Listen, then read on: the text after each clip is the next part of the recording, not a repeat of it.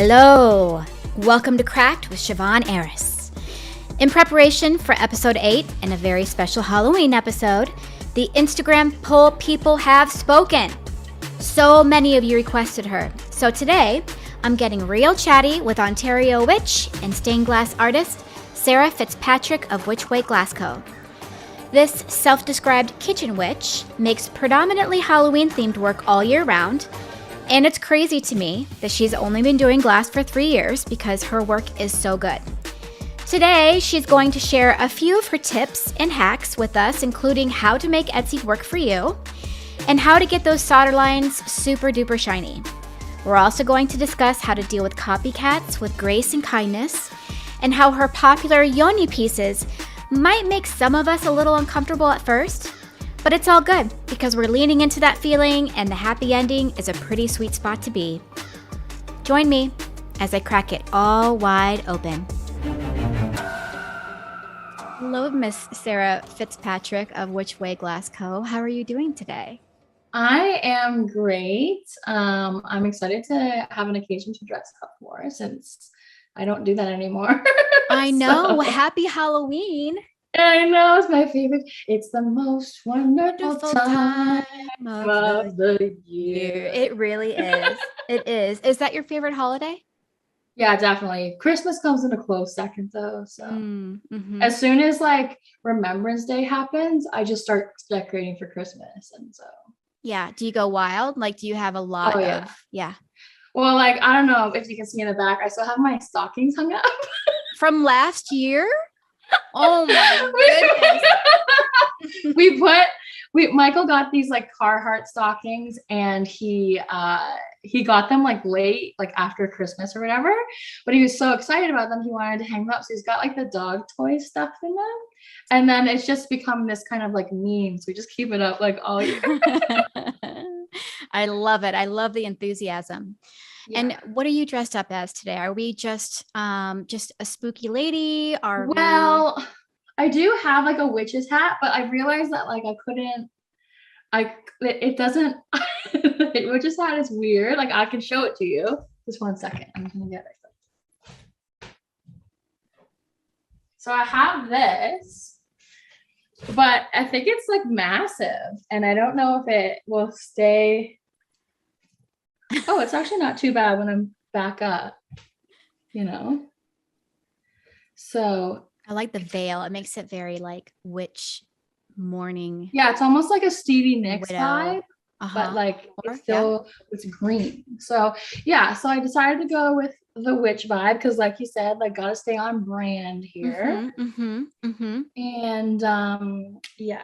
So, and I do like the color green. It's kind of got like a Celtic vibe. So, but I also love spiders. Like not physically, I don't love spiders, but when they come around, I say hello to them and whatever. So show them the door. Yeah, like you can live here, just don't touch me. Stay away from my body. Yes, exactly. Sarah Fitzpatrick, is that a Celtic name?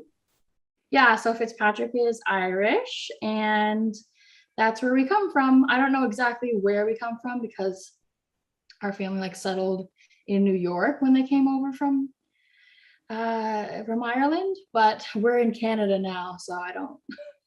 And you're in Ontario, correct? Yeah, I'm in Ontario. I've been here my whole life, so yeah. Born and raised. Born and raised. I was born and raised in the city, and then I moved to the country, and now I just live like a little hermit. I can identify with that. I'm kind of in the same boat. Moved from the city to the country. Yeah. Did you guys get some land? You got some space out there at least? Yeah, we definitely did. When we were in the city, we didn't even have my husband and I, we didn't even have like a yard. Like it was just like a concrete pad for parking and stuff. We didn't have a yard or anything. So when we moved up here, I think by some luck of the universe, we were able to get almost 200 acres. Wow. So it's a lot. It's a lot than like we're used to. And it's just, I like it because I have a neighbor, but she's very far away. And I do like the kind of living in the woods type of feeling that there's nobody around to like spy on you, I guess, or like be nosy. Right. So I like to kind of keep it private, but yeah, I really like it. And there's all these wild animals. We have moose and wolves and deer and everything. So it's really cool. So are you nervous about that with your dogs, with the wolves? And because you named a couple predators. Yeah. So it definitely is. Like, we also have like coyotes. You can hear them like yipping at night, and a lot of them actually. And that does worry me with the dogs. However, I have three. I have the German Shepherd, I have the Australian Shepherd, and I also have like a little dog. So like a little Pomeranian.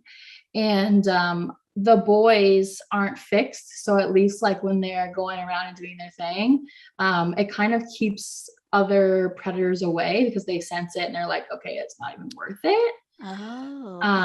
But we did see a wolf like just around the corner from our house in the wintertime. So it was a cool experience, but definitely like don't want to see them on our property.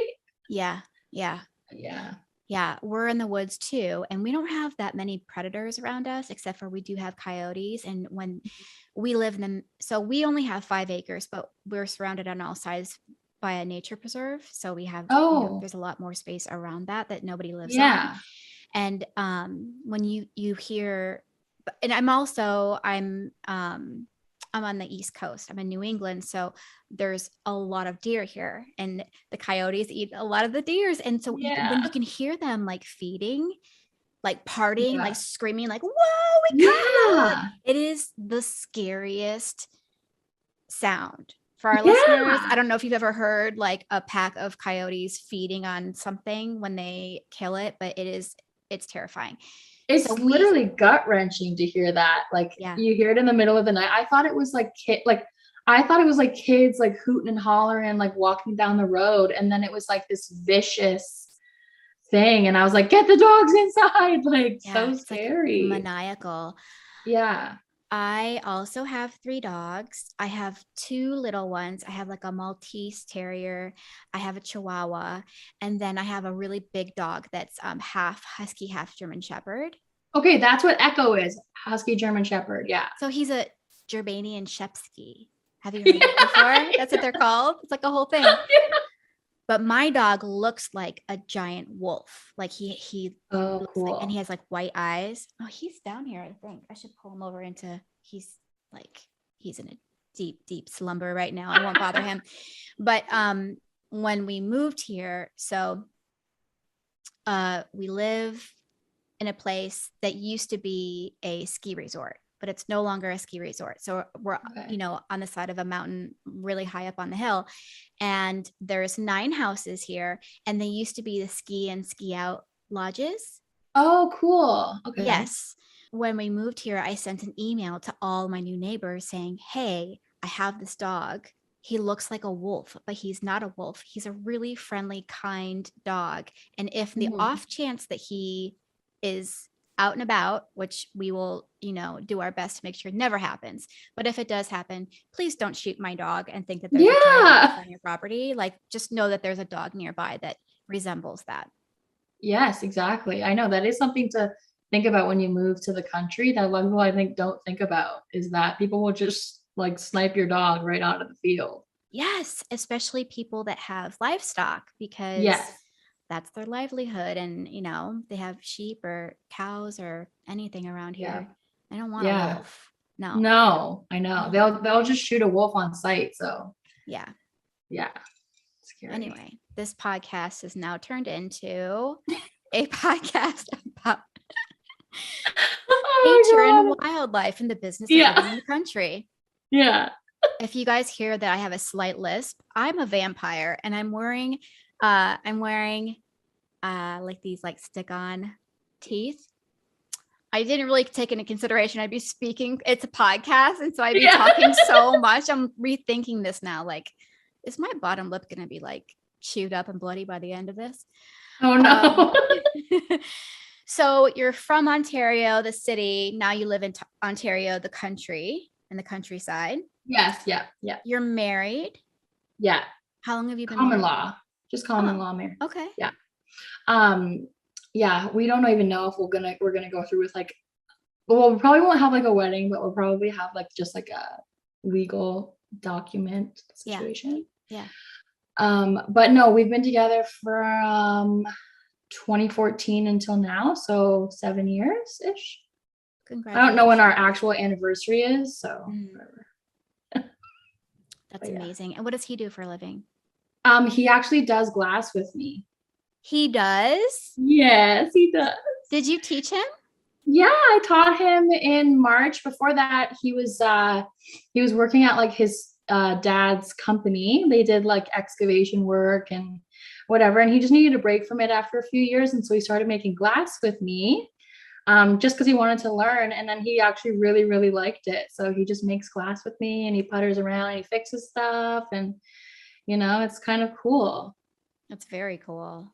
Yeah, that's really sweet. Yeah. And Sarah, are you a witch? Are you a I practicing am. Wiccan? You are. Yes. Oh, Yeah. Can we dig in? Can we talk about Yes. it? Are you comfortable with Absolutely. that? Okay, Yeah. so how long have you been a practicing Wiccan? So I wouldn't say that I'm an actual Wiccan, because Wicca is like a religion type deal. Okay, all right. But I would say that I am a witch. I would say that I'm more of a solitary witch than someone that practices with other people. Okay. And I've been doing this for, I would say seriously, for the past like 10 years. But before that, just kind of like knowing and learning, because I didn't really have anyone to learn off of. It was all like my own thing. Mm-hmm. But I mean, I don't know like what you like believe in and stuff like that, but I've had some very interesting experiences since I've been like a child. So go on. It's just kind of so basically, like, since I was like a little girl, I've like been able to see things that weren't there, and hear things that weren't there. And so after being afraid of it for a really long time, I just decided like 10 years ago just to go full force into it. And so I kind of use I'll say like gifts for myself and my own practice.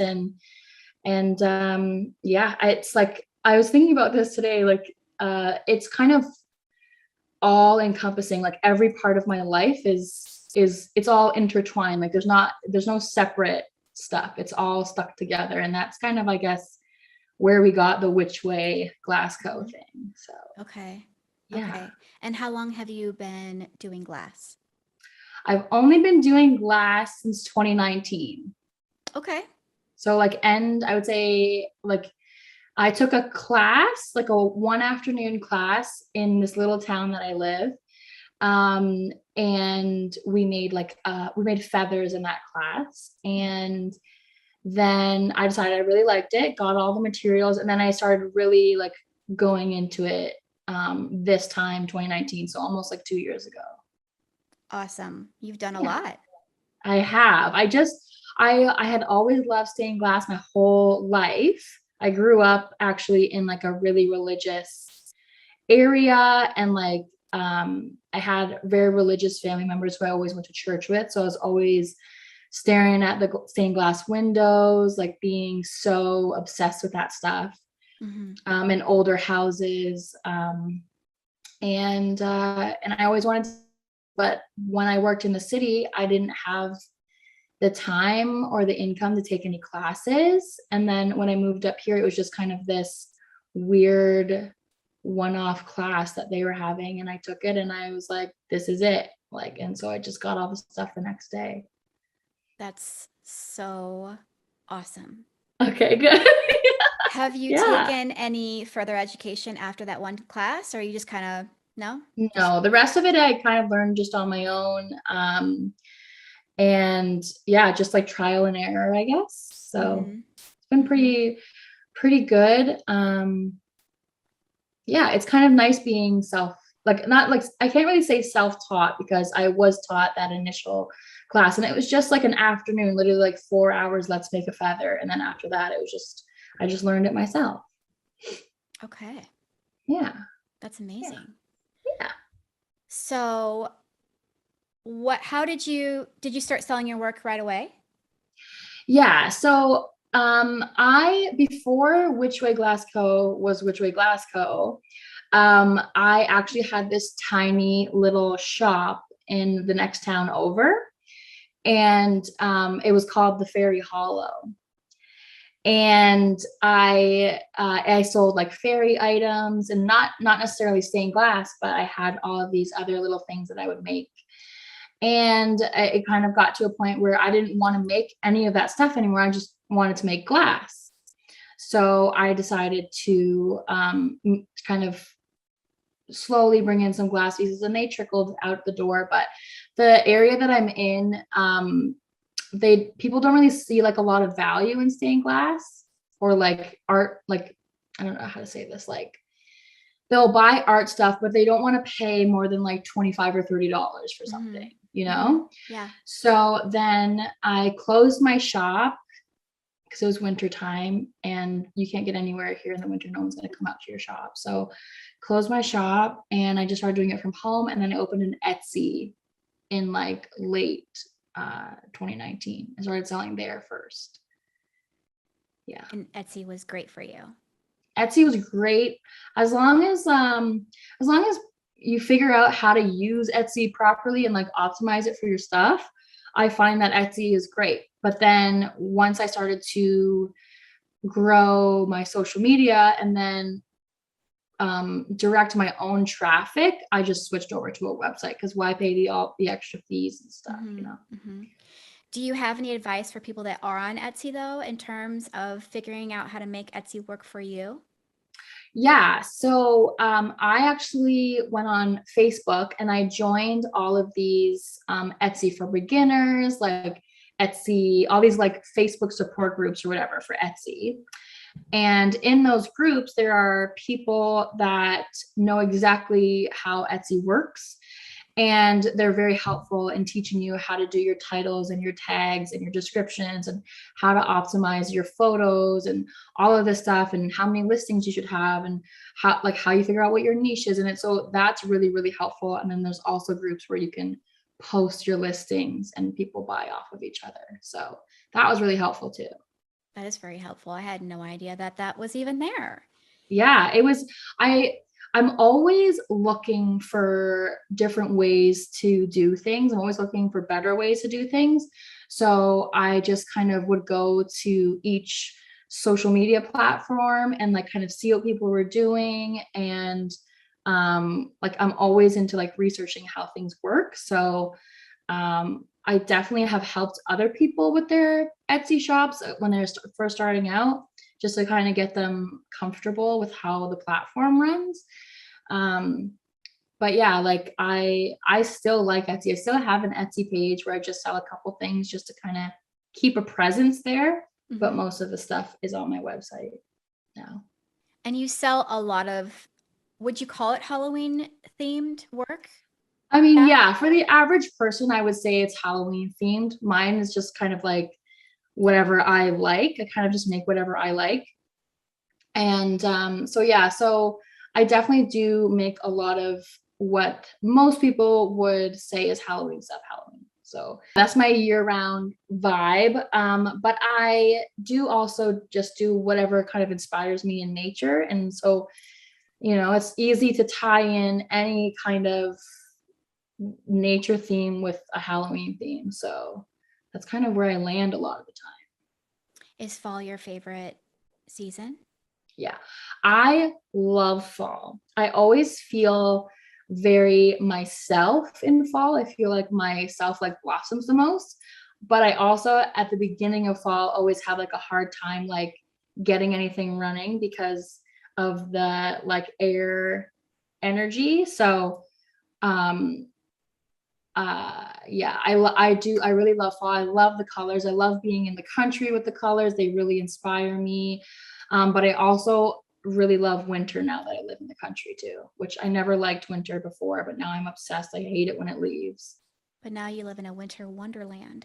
Yeah, I feel like I live in a snow globe. It's so pretty all the time. It's not slushy and weird. And oh, it's so beautiful every day. You can't help but be inspired by it. And what do you mean when you say air energy? Just with like Libra coming in. Mm-hmm. Libra is like, like the autumnal like equinox come in, and Libra starts, and Libra is like very like air, think about it. And I just need some like fire energy to like get the ball rolling. Mm-hmm. So, or just something else, like just out of my head and onto the paper and then into glass. So I've been basically spending this whole Libra season, and the beginnings of fall, just drawing and drawing and drawing, and eventually things will come out. I started working on a piece yesterday that is finally something that I'm really excited about, but I've found the most of October and the end tail of September kind of like creatively blocked, I would say, but it's starting to hit the ground and start running now. And do you have a big holiday well, you have a big Halloween season, obviously, I'm sure, but for most stained glass artists, it's Christmas that really puts them in the grave. Yeah. Do you have a pretty big Christmas season as well? Well, this time, so this whole year has been like crazy, like just kind of growth wise, because this year I have a lot more people looking at my work, I would say. But just because of like my Instagram. This time last year I had like I think I had like 2,000 followers last year, and so I didn't really have that many people looking at my stuff. I mean, I had some people on like Etsy and things, and so it was kind of like constant, and now it's just kind of just been like, it keeps going, but it keeps just like exponentially rising. And I think it's going to be a crazy Christmas.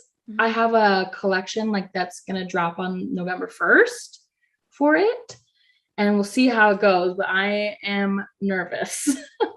That's exciting. Yeah, I'm excited. Really and we're getting a glass kiln so we can make fused glass stuff. Awesome. So I'm pretty excited about that too. That is very exciting. Yeah.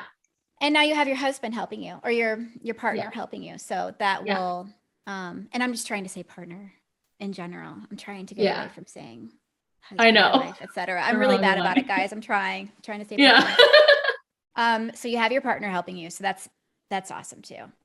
Yeah. So I think he will really like fused glass. I've only ever like really hovered over things, but the man I buy my glass from, he is like, he's the best, and his name is Gord, and he's out of Huronia Art Glass in Barrie, and he's just the most helpful person ever. And so whenever I go in there, he's like, okay, like I have all these ideas for all these fused glass pieces you can make, and I just love him so much, and he's so helpful, and he's so kind. And honestly, like I don't know like what kind of things I would be able to do without him, because he's always just like, yeah, just go for it, like don't even worry about it, just make it, like. And I don't know, so he was the one that was like, you need to get a kiln, like we're gonna get this done, like I'll come to your shop and we'll set it up and everything. So yeah, I don't know where I was going with that. I just like love bombed on him, but yeah. No, that's great. Yeah, I want to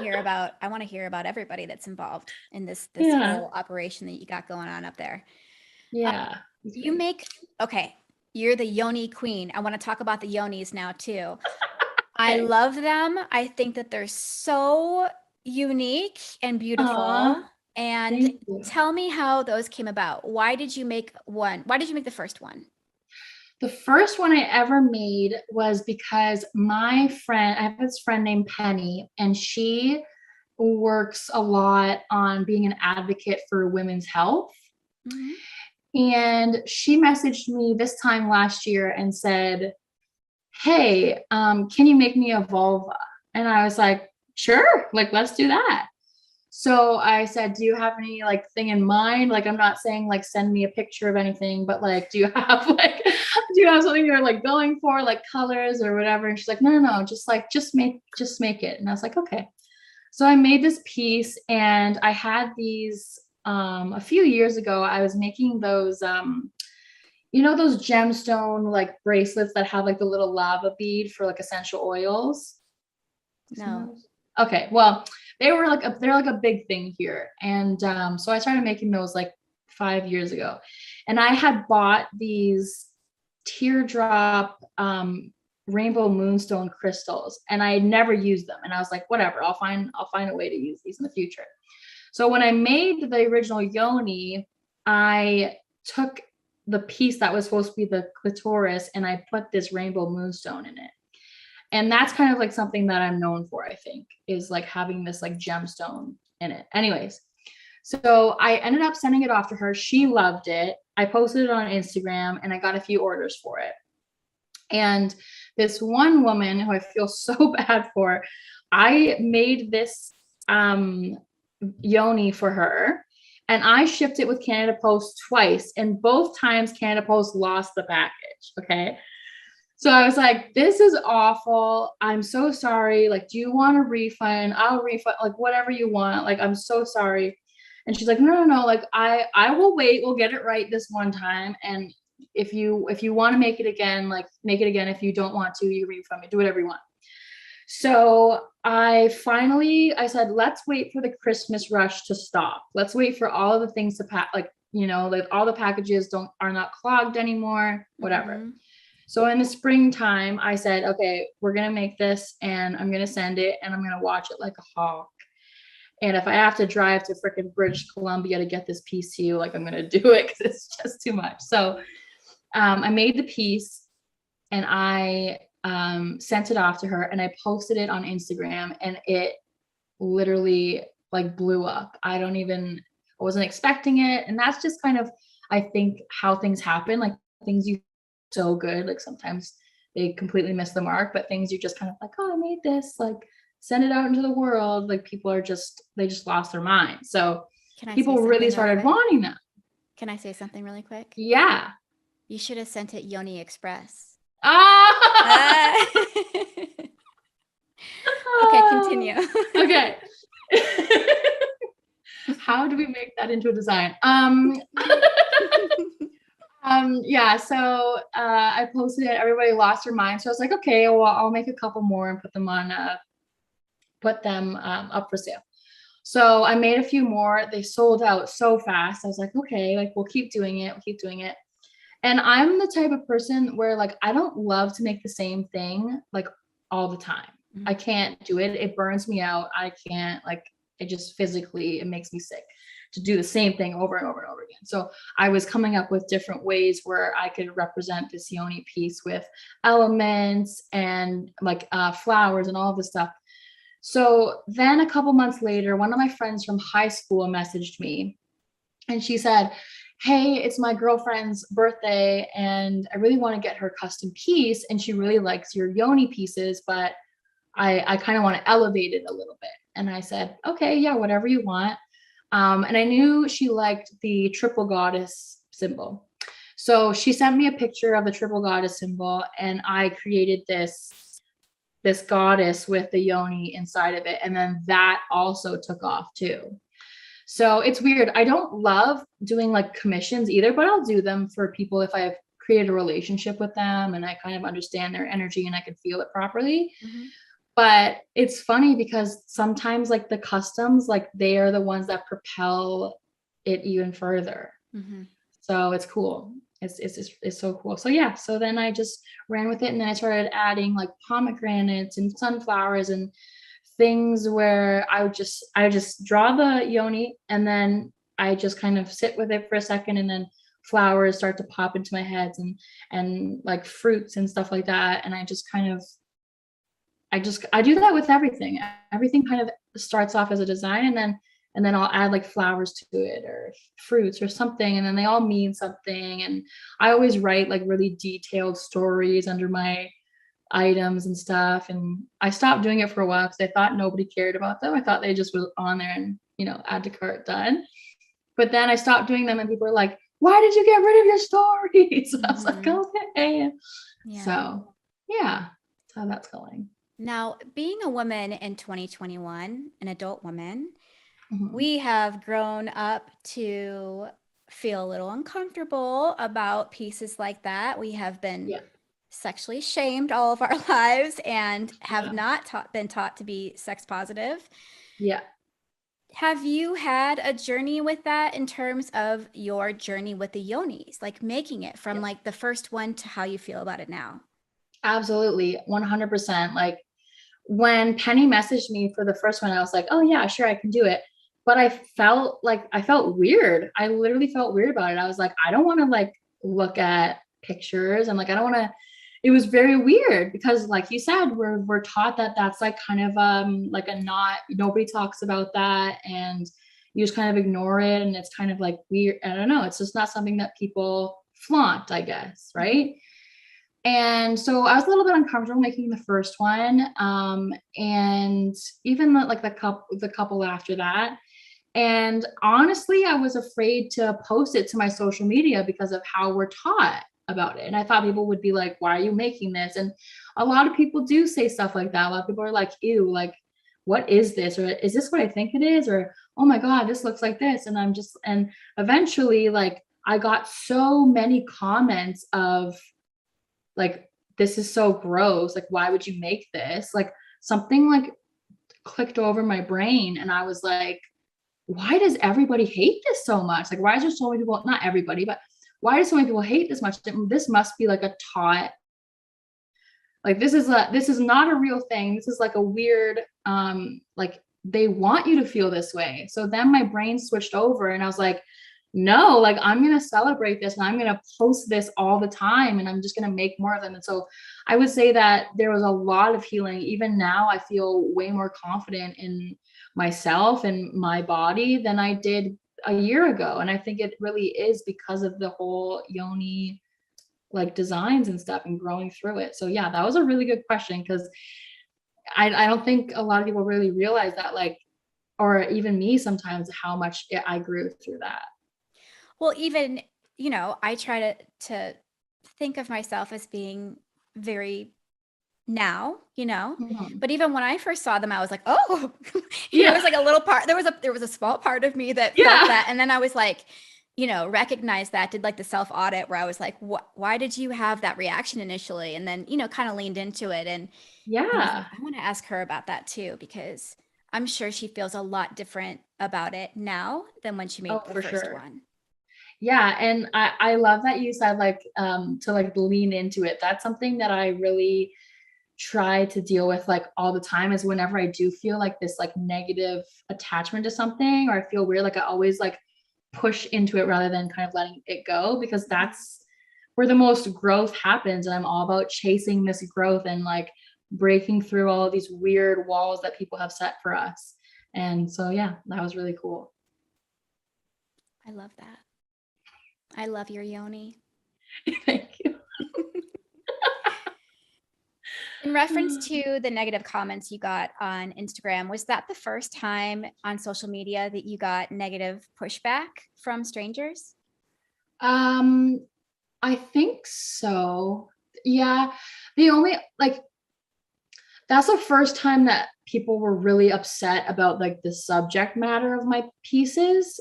Before that, I've had some like random people that are like, oh my God, why is this so expensive? I don't want to pay that. And I was like, whatever. Like that hurt me a long time ago, but now I don't care. But yeah, that was like the first time people were like, I felt almost like a personal attack because it was something that I had created. Like that's my like 100% like original like stuff. And so I kind of felt like all these like little like pinches every time someone would say something that was not what I would describe as nice. um but yeah, I'm, even though I got all of these really unsavory comments about the stuff that I made, I also was able to kind of lean into that too and be like, why does this bother me? The opinions of strangers, you know? Like who cares? Like these people don't know me. They can't tell me who I am. They don't know anything about me. So it's easier just to kind of kill them with kindness and move on. Although sometimes I do make all the comments into reels. So, because it's hilarious, but you just kind of use it the way that you can, and what you can't, you just let go of, and just know that people on the internet don't know who you are from anybody else. You said that it used to hurt you a lot, but now it seems like you have a thicker skin. Is that just the Yes, practice of I think it getting is. comments? Yeah, I years ago I would have been so upset and really, really hurt by the opinions of others. Mm-hmm. But something I like to do in my spare time is kind of look at the psychology of people and why they behave the way they behave, and things that people pick up over time when they don't realize that it's like a traumatic experience, and that's why they're, when people like project their feelings onto you and all of that stuff. And so now when people make comments that aren't nice, or comments that don't have any thought behind them, I don't let them stick to me anymore, because I feel bad.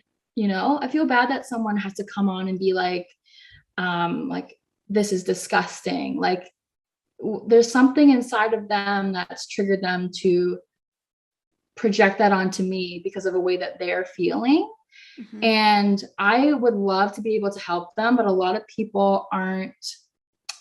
They're all in their own stages of their own journeys, and it's not really up to me to heal them. But the only thing I can do is either just not respond at all, or, like I said, like, kill them with kindness. And that's kind of the way that I try to be. Sometimes I slip up, and then I end up like deleting my comment, and I'm like, oh, like I fell into it. But yeah, it doesn't hurt me as much anymore. And I've had a lot of personal relationships end because of like friendships and whatever, with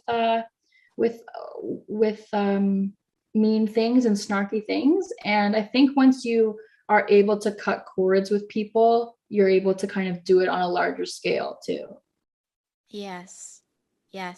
Do you respond to every comment, or do you just like let some of them just kind of marinate, sit there? Sometimes I just let them do their thing. And I find sometimes if it's a particularly rough comment and I can feel that, oh, this person's like must have gone through something like this and that's why they're doing this, I'll just flat out delete their comment, because it's not that I don't want to see it. It's because I know how loyal the people that I know in my life are, and the people that follow me on Instagram and TikTok and all these places.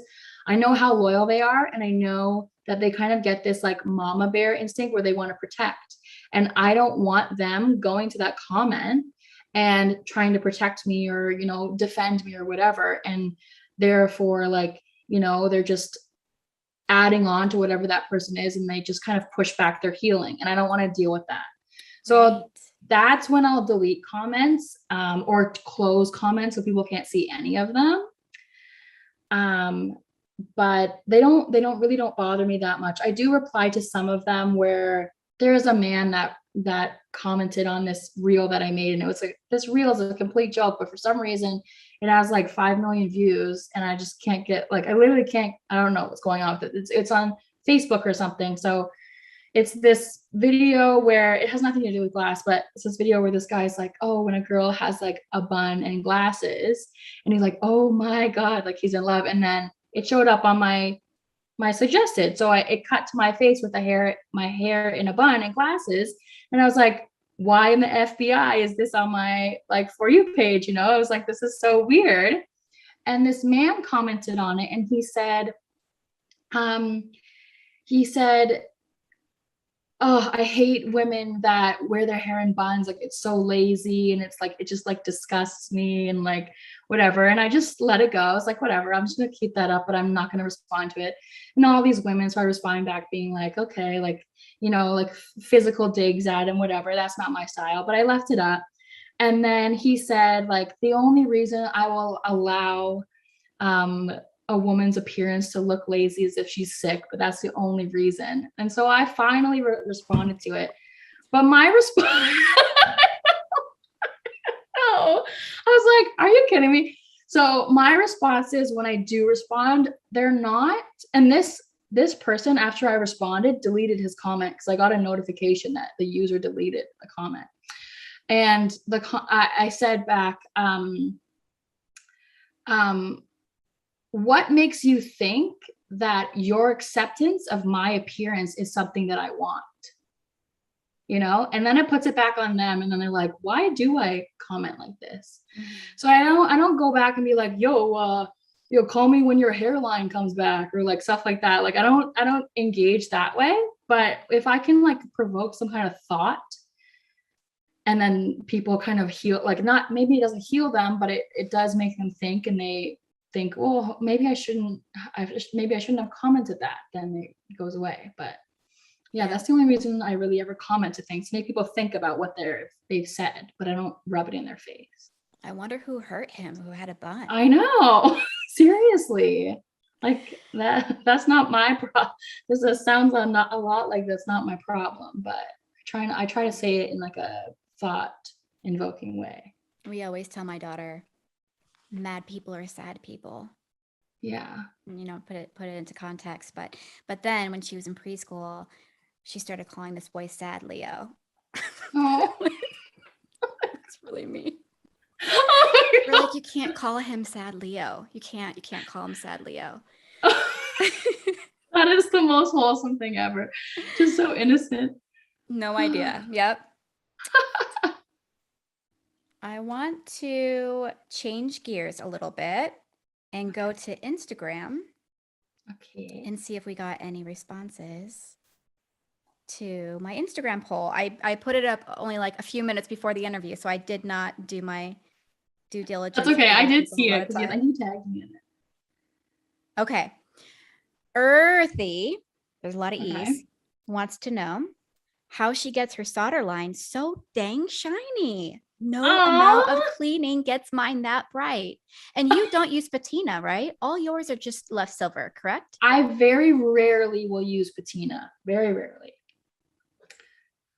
So how do I get mine so shiny? First I make my solder lines like as smooth as possible. Like I spend a great amount of time making sure that there's none of those like little when you like pull off and then there's like two lines on the other side.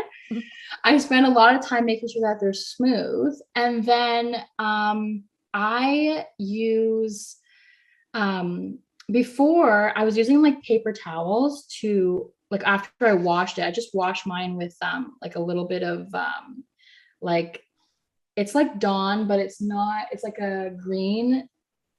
It's like it's supposed to be like all natural situation.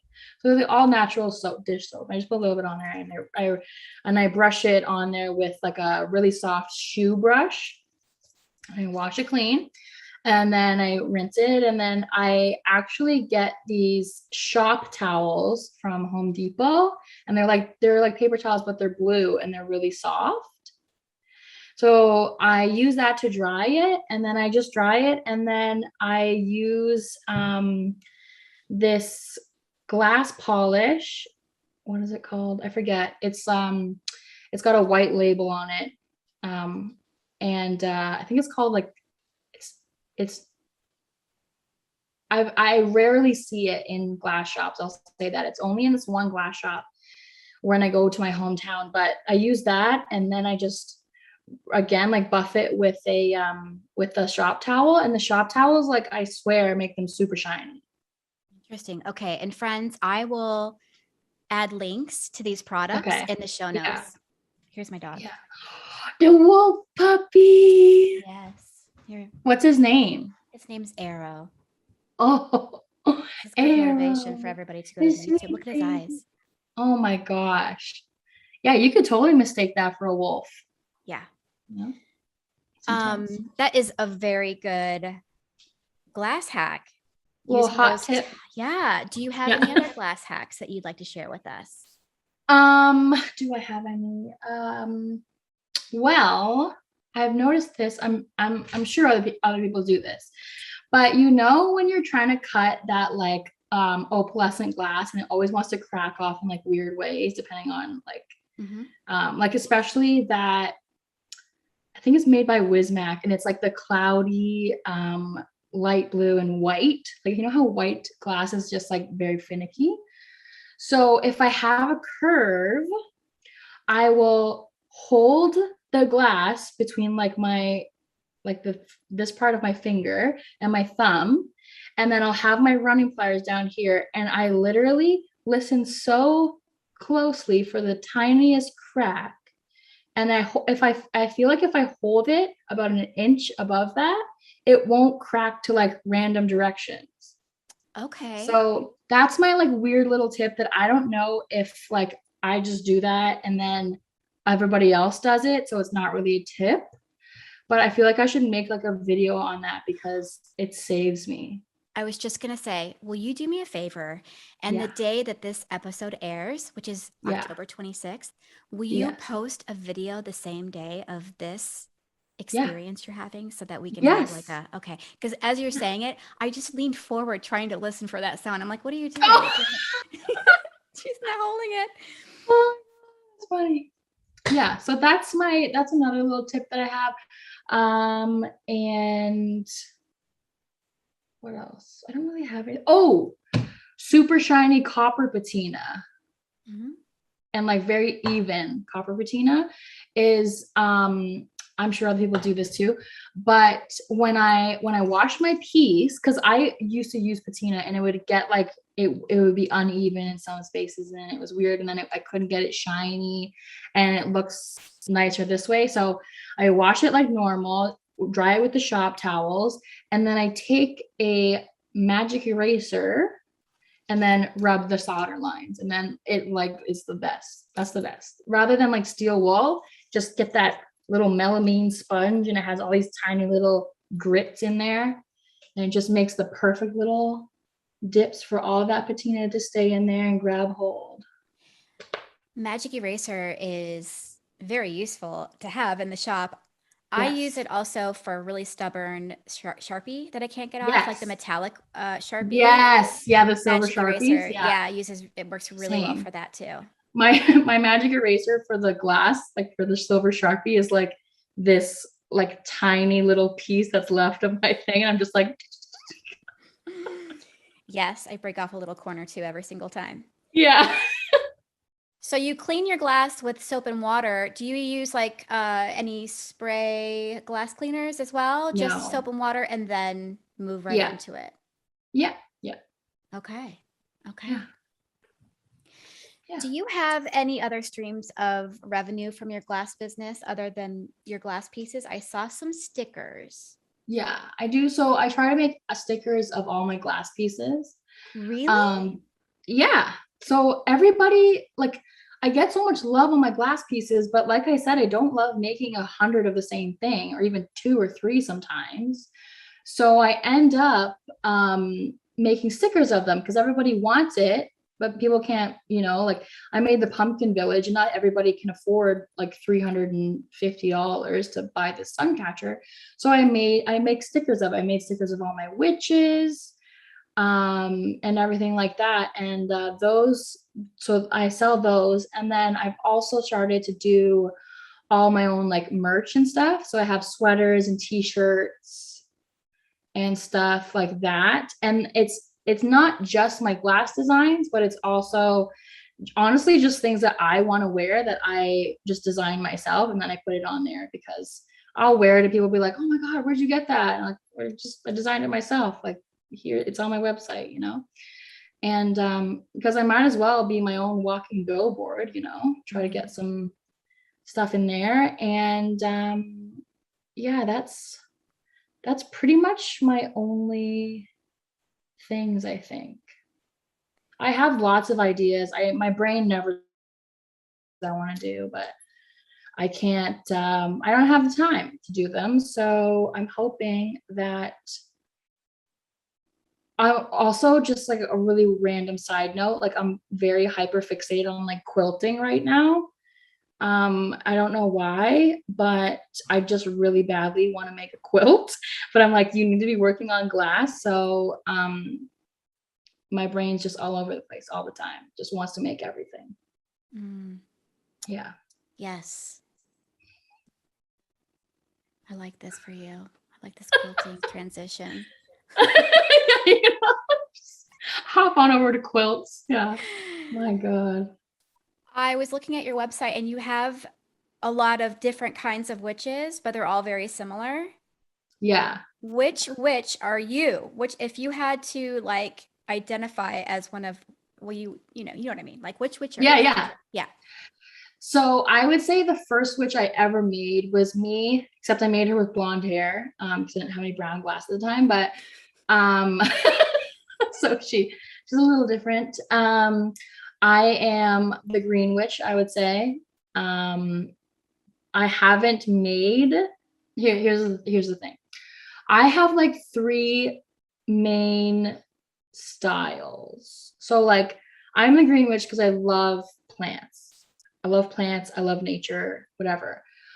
I'm also a kitchen witch because I use a lot of my magical stuff in cooking. I make all of our food from scratch. I love it. Like I'm just always in the kitchen when I'm not in the studio. And then I'm also a hearth witch. So like I'm a little hermit and I spend like all my time, like extra time nesting and creating this like magical space. Like this is a pretty blank space behind me right here. This is the last room, but I have a room upstairs that I completely decorated as like an enchanted forest.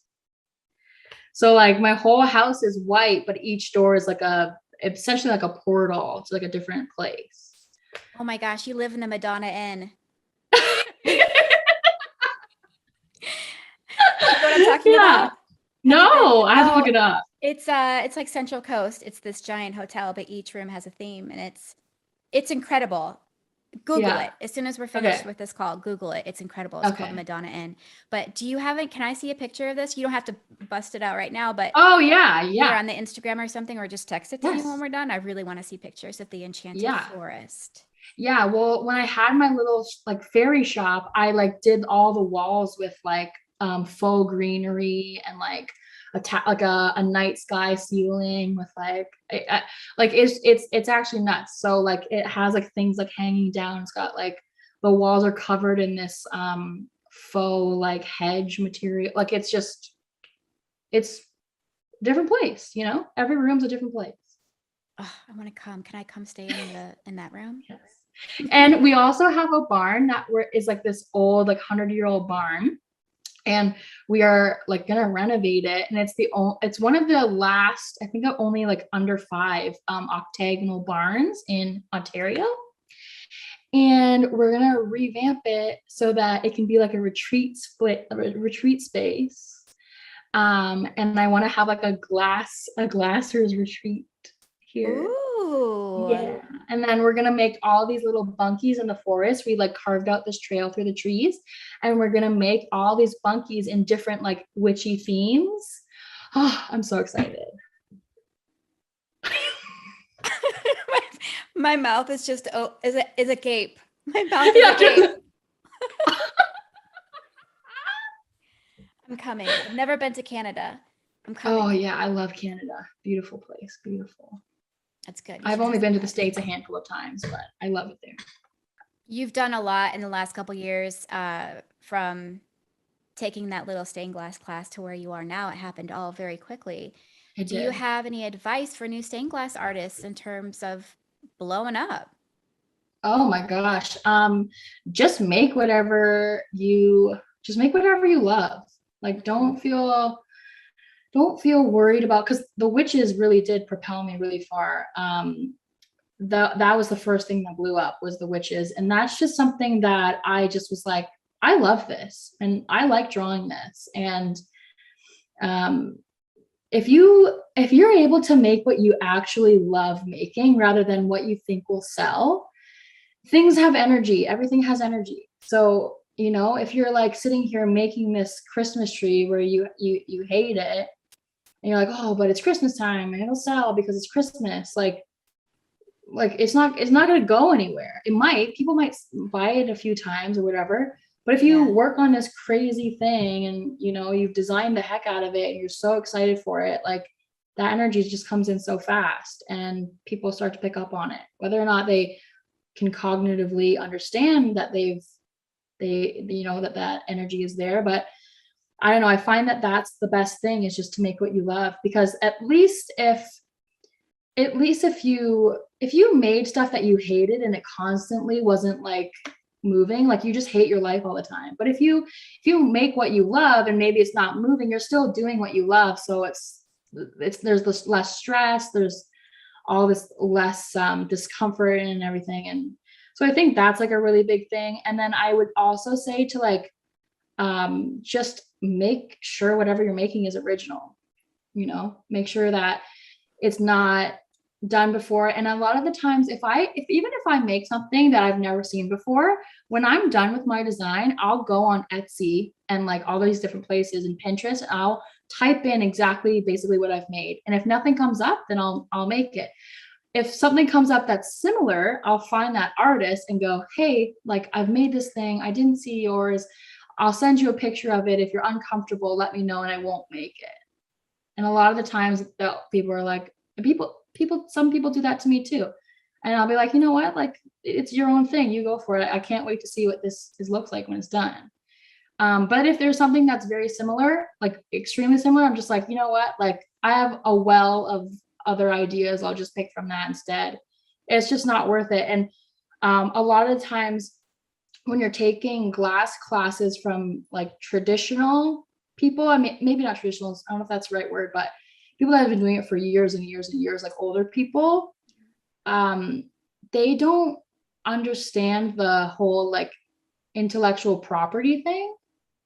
They don't teach that. When I learned, I wasn't taught that. This woman was basically just like, oh yeah, just go on Pinterest and make whatever you want, just print the picture off and make it. And I did that a few times. And then I was like, someone messaged me and I was like, I was so upset with myself that I didn't know that was like a wrong thing. Mm-hmm.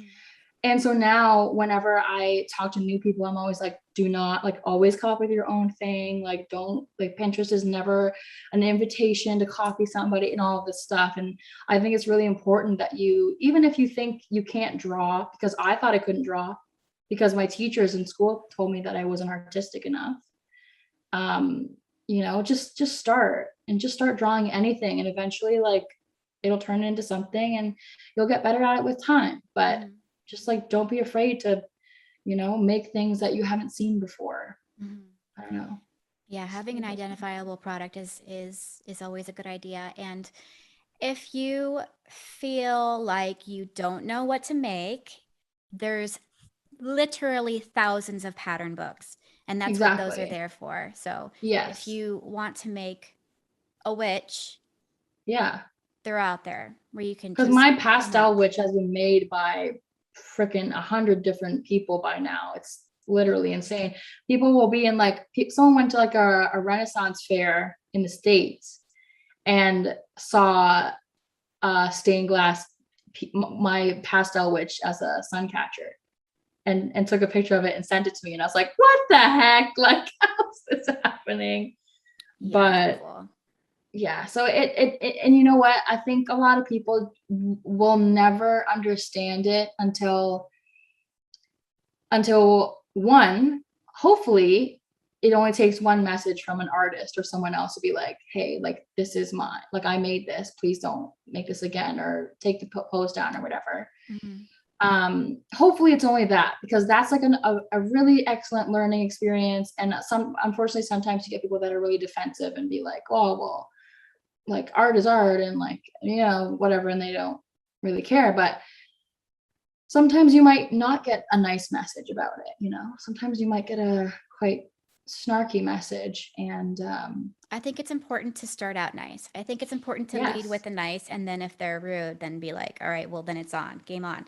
But yeah, if I think too that I understand, especially with beginners, when they just are learning and they want to like try something on, and but when they sell it for money, that is when there's like an extra twist of the knife. It's just because if we make something, we're really proud of it.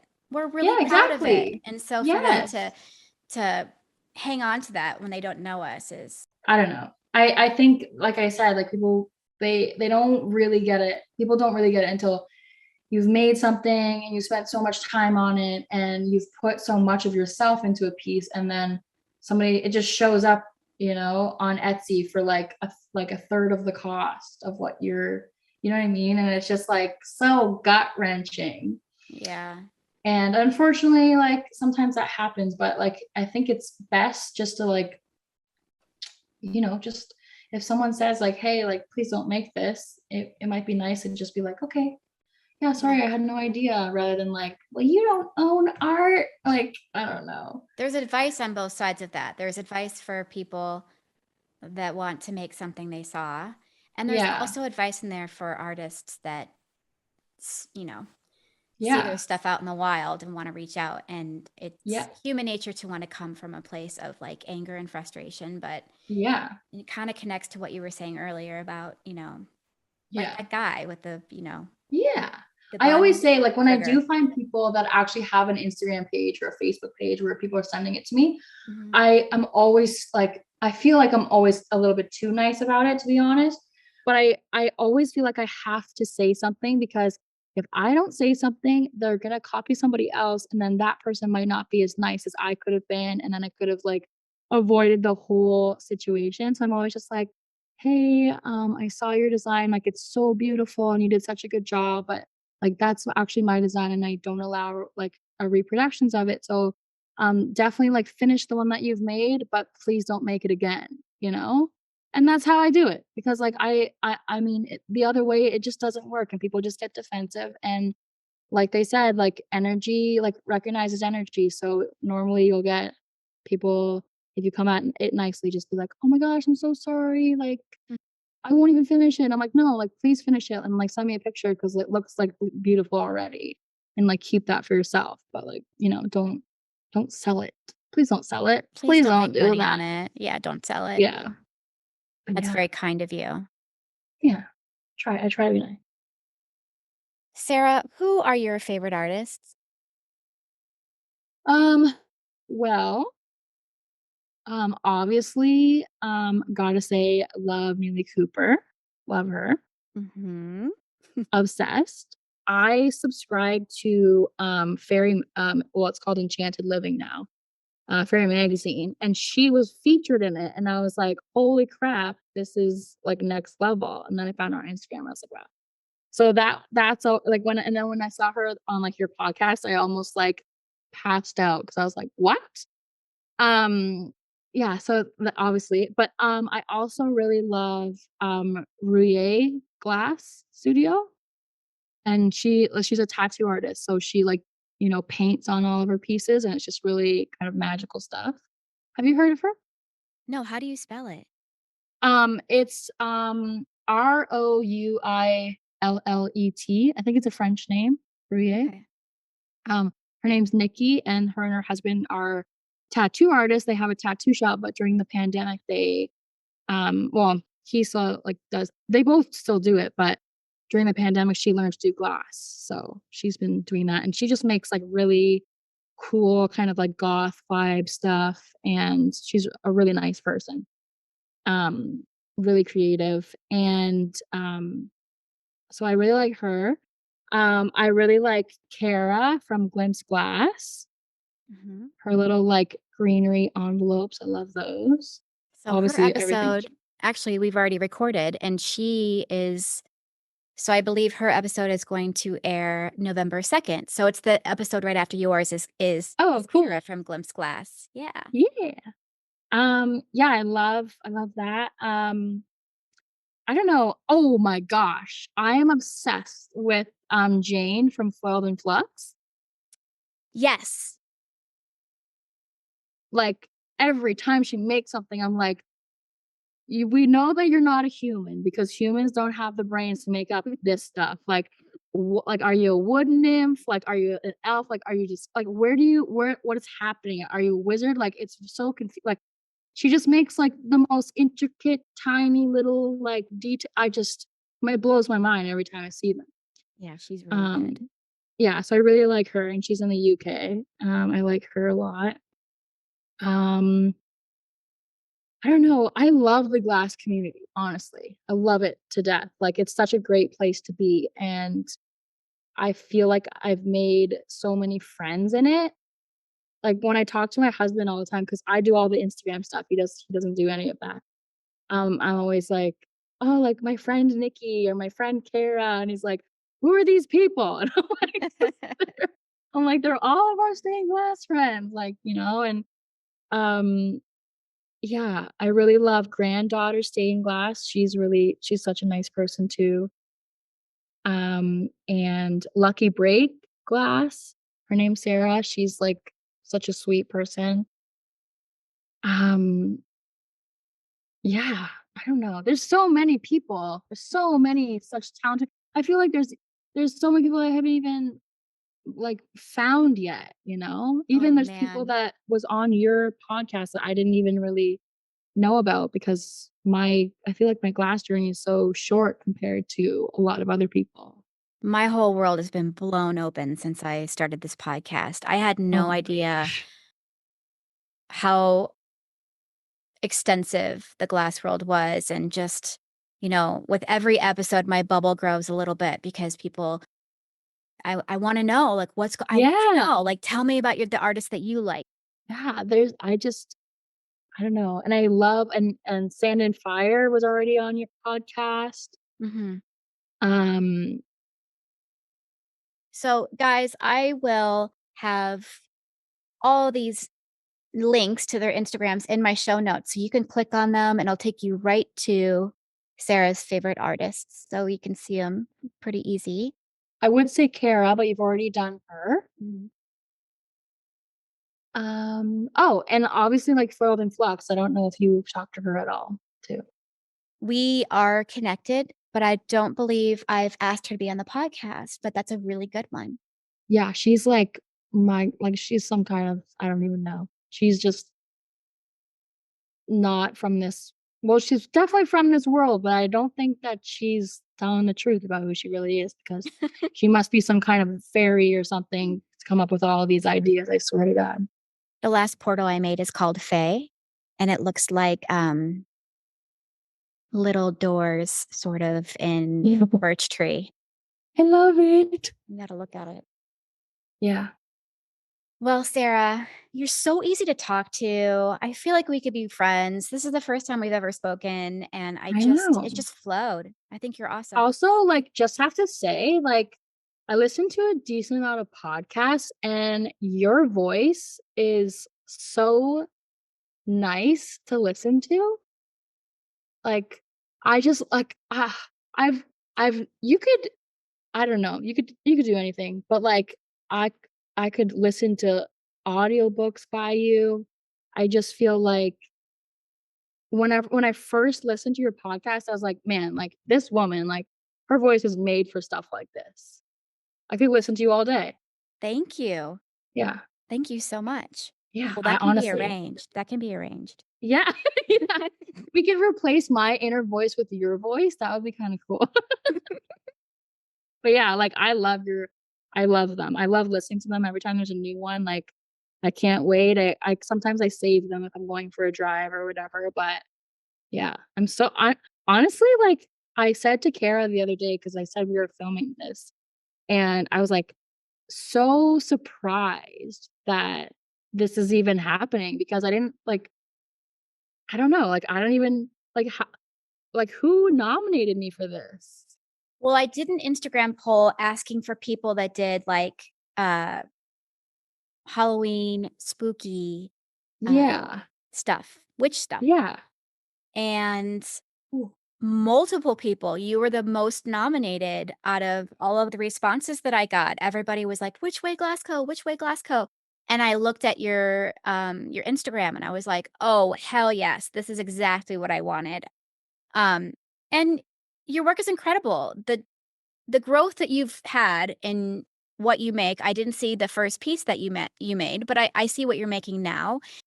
And I've got my eyes on a lot of people, I'm judging. Yeah. And Yeah. and your soldering is beautiful, your decorative soldering is beautiful, your designs are incredible, very detailed. You've done a wonderful job of finding your voice and having that identifiable product. And I just think you're wonderful, and it was a no-brainer for me to ask you to be on the podcast for my very spooky Halloween special. Yes, yes. Well, I just like I'm so grateful that I feel like I'm among like really talented people and it's absolutely like so mind-blowing that I could even be asked to be a part of this. So I'm just very grateful. So thank you for allowing me to like talk with you today. Oh, it's my pleasure, and I had just have one more question Yeah. before we sign off. Yeah. At the beginning of our interview, and I asked you if you're a witch, and then I said, "How long have you been practicing Wicca, or are you Wiccan?" And you said, Uh-huh. "Actually, that's a religion." Yeah. Was that offensive? Did I, like No. okay, I think some people look for ways to be like offended by that, but it's not offensive to me. I think it's a really common misconception. mhm, Um, my dad, when people ask my dad what I'm doing, my dad just goes, "Oh, she's just a Wiccan," like he just says that. But that's just a really popular thing. Wicca is like so closely tied, obviously, to witchcraft and stuff. None of my witchcraft follows a specific religion, essentially. So, like, I just pull everything from my own intuition, and I believe certain things about Wicca. So, one of Wicca's like biggest principles is like the threefold law. So, whatever you give out comes back to you three times. So, if you're giving out like negativity and hate, like you're going to be hit three times harder when it comes back. Same thing, like, if you give out love and blessings, you'll get 3 times love and blessings, stuff like that. So, yeah, and I just have a lot of, like, rules for myself.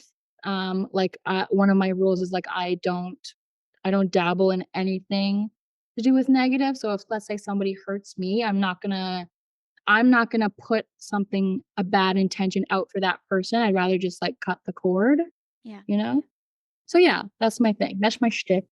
Okay, I just wanted to make sure because I'm so uneducated on it that I didn't want Yeah. to be like, you know, all Christians are the same or it's Oh, all in the yeah. same kind of pot because it's not. Yeah. There's Yeah. nuances and differences, and so I just wanted to be Exactly, clear. yeah. Yeah, Okay, well, on that note, yeah. have a wonderful and productive day in the studio today. Thank you. I'll send you a picture when I finished it because I'm so excited. It's super witchy and, like, cool, and it's a big piece, so I'm excited. Ooh, don't forget. Please don't forget. Yeah, I won't. All right, well, I'll see you soon, okay? Okay, I'll see you soon. Happy Halloween! Happy Halloween, everybody. I might Yeah. have to edit that out. Keep it. That was good. All right, I'll talk to you soon.